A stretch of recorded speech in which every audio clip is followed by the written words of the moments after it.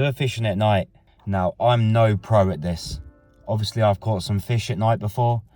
Everything that I say here, take into consideration. It might be different to the mark that you fish. I'm going to share some of my favourite lures that I use at night and where I use them and why I use them. Again, one particular lure that I'm using here might not work in the situation that you're working it in. Now, we all know fishing at night is daunting. The first time I actually ever done it, I was actually pretty scared, standing at the water's edge at a mark where I usually fish in the day, but seeing absolutely nothing around me. Now, it's pitch black, it's either windy, it's rainy. You don't want to put your head torch on just in case there are fish in close.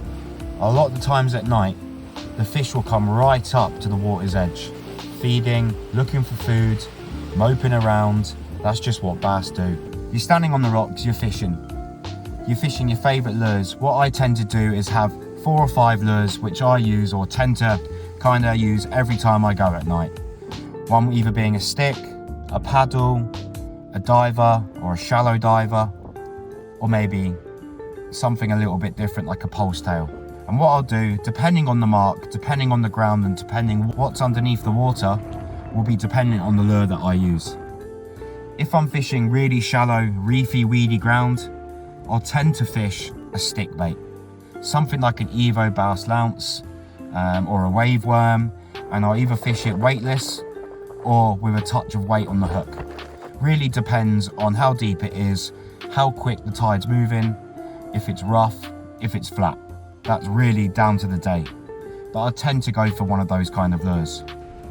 Now, if I was fishing something a little bit deeper, maybe let's say it's 5-6 foot deep, a little bit of reef below or a little bit of sand, I would usually go for a paddle tail first.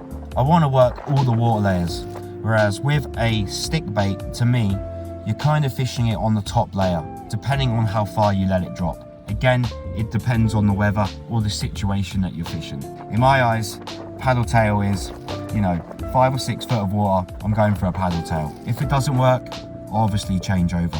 Now, if I'm fishing at night and it's really rough, in my eyes, you only want to be going for a jig head that, you can keep in touch with, keep a feel with it. Any heavier and it's sinking straight to the bottom, it's no good. You're losing that action. Especially if you're fishing in a fast moving current, then you kind of don't want to be sinking to the bottom. You want that lure to be flowing with the water. So something like I don't know, it's really hard to say, a 10 gram jig head in like 5-6 foot of water. Now, when I'm fishing with a stick bait like an Evo or a wave worm, all I'm doing is just casting it out. Again, depending on where you're fishing, if you've got flow, let's say from right to left, cast it to the right, let it flow through. Depending, there might be some heads that the flow flows towards that you hope the fish might be sitting next to. Cast it up tide, let it flow down towards it with just a steady wind. Again, really depending on how fast you want to fish it, how slow you want to fish it, it all depends. Usually I'm just fishing a straight wind with a stick. When it comes to fishing a paddle tail, obviously you need to cast it out, get it out there. Again, depending on the depth, I tend to not use paddle tails in anything less than 3 foot of water. Maybe a light fish minnow, maybe 12 gram, just to bump it through, but you're looking to get snagged up and losing some gear. So with a paddle tail, I'm usually fishing it 3 foot or above, up to like 10 foot. And basically, I'm either straight retrieving it again, or I'm giving it a pump and wind. A lift of the rod, and then wind. A lift with the rod, and then wind. And all you're doing is just imitating a fish swimming up and down all over the place, quite erratic, hoping that a predator is going to be in the vicinity and it's going to smash it. With a shallow diver, my preference with a shallow diver is just a straight wind. You can obviously straight wind, pause, straight wind again.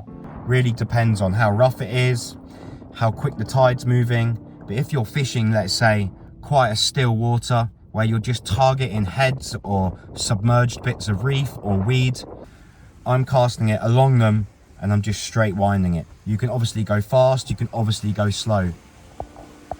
But all of this really depends on your area.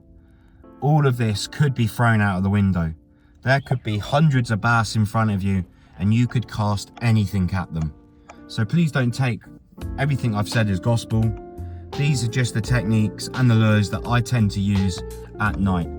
Now don't get me wrong, we were fishing the other night and my good friend Ben cast out a paddle tail. We were fishing in about 10 foot of water. Second cast, bang, straight into a fish. Again at night, really windy, really blowy, really rough conditions. That's why we opted for the paddle tail. So yeah, banged on a paddle tail. Ben hooked into an absolute monster, 72 centimeters. And here it is, an absolute brute of a fish. So all I'm gonna say is, when you're out there on the rocks at night, or the sand, or wherever you're fishing, be safe. Always let someone know where you are. Always fish with someone. I tend to fish with someone at night, depending on where I'm fishing. Obviously, if you're fishing a beach, no swell, you know, you can fish on your own. I've got nothing against anyone that fishes on their own. I do it here and there. But to be really safe, fish with someone. Wear the appropriate footwear. I tend to wear waders with studs. Obviously you can wear boots depending if you're going to get wet, depending if the tide's coming in, the tide's going out, depends if you're following the tide out or following the tide in. It really depends on the place that you're fishing. Now I hope this video helps someone along the line. Again, you may have a lure dialed into where you're fishing. Obviously I have particular lures that I use in particular places, but again, these are my go-to lures or go-to types and models of lures that I would use whilst fishing at night. Now it's up to you to get out there and start fishing. It's coming into spring, always chance of a good fish. Let's go.